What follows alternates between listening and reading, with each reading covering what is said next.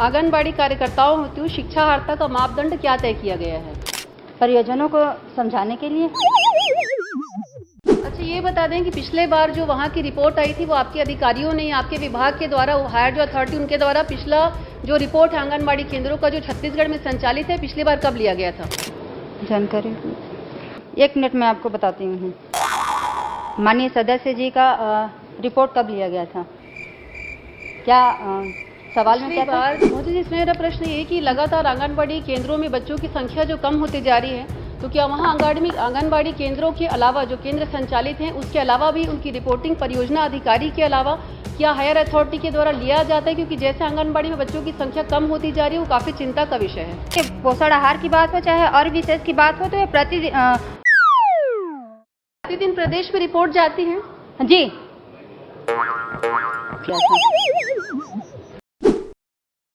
धन्यवाद जी। मेरा प्रश्न ये है कि जो आंगनबाड़ी केंद्रों में जो सहायिकाएं या कार्यकर्ताएं जो काम करती हैं, कभी कभी स्थिति देखी गई है कि बच्चों के परिजनों को वो कुछ विषय को समझाने में असफल भी रहती हैं। तो मेरा प्रश्न ये है कि आंगनबाड़ी कार्यकर्ताओं हेतु शिक्षा अर्हता का मापदंड क्या तय किया गया है? बताइए मंत्री जी, फिर पूछ लीजिए। आंगनबाड़ी कार्यकर्ताओं हेतु शिक्षा अर्हता का मापदंड क्या तय किया गया है?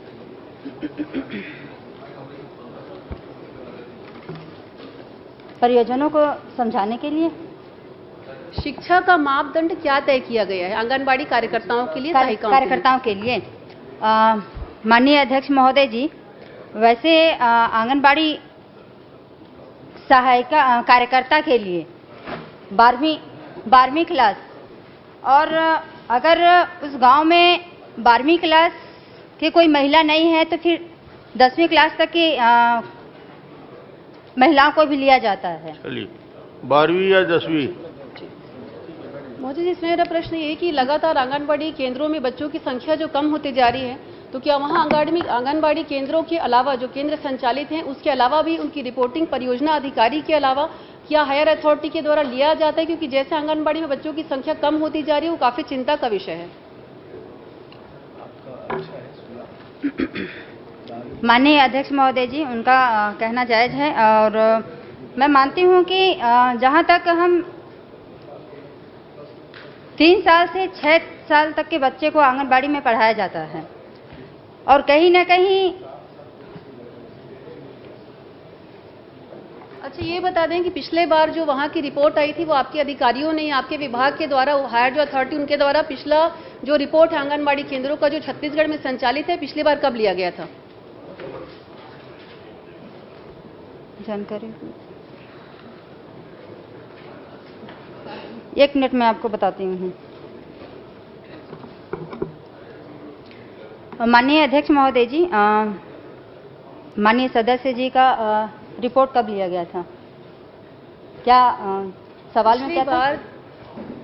आंगनबाड़ी केंद्र जितने भी छत्तीसगढ़ में संचालित हैं उनकी जो रिपोर्ट है बच्चों की, चाहे वो कुपोषण से संबंधित हो, आहार से संबंधित हो, उनके डेवलपमेंट से संबंधित हो या प्रोटीन आहार देने के विषय में हो, पिछले बार परियोजना अधिकारी के अलावा क्या छत्तीसगढ़ के प्रशासनिक अधिकारियों के द्वारा, संबंधित विभाग के द्वारा उनकी रिपोर्ट या उनका सर्वे कब किया गया था, भौतिक सर्वे?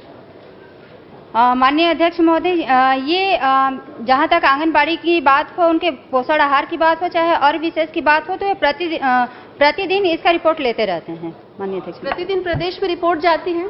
जी। चलिए, राजेश गुड़त जी। एक आखिरी क्वेश्चन पूछना चाहूंगी महोदय जी। लगातार ये विषय क्षेत्र में भी आ रहा है कि रेडी टू ईट का काम वापस से स्व सहायता समूह की बहनों को या आंगनबाड़ी में दिया जाएगा।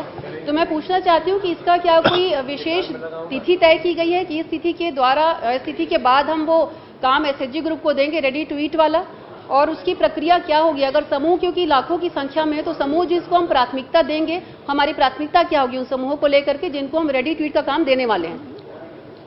माननीय अध्यक्ष महोदय जी, ये सवाल पिछले बार भी आया था, तो मैं अपने जवाब में दी थी कि जहाँ तक रेडी टू ईट की बात हो, तो रेडी टू ईट स्वयं सहायता समूह की महिलाओं को देने वाला जो काम बात मैंने कही थी, तो युक्त निर्णय लिया जा रहा है इस पे, और जो आगे की कार्रवाई होगी वो आपस में डिस्कस करके अधिकारियों के माध्यम से। मोदी जी, मैं इसमें विषय लेना चाहूंगी। ये बहुत गंभीर विषय है और लगातार क्षेत्र में विषय आता है।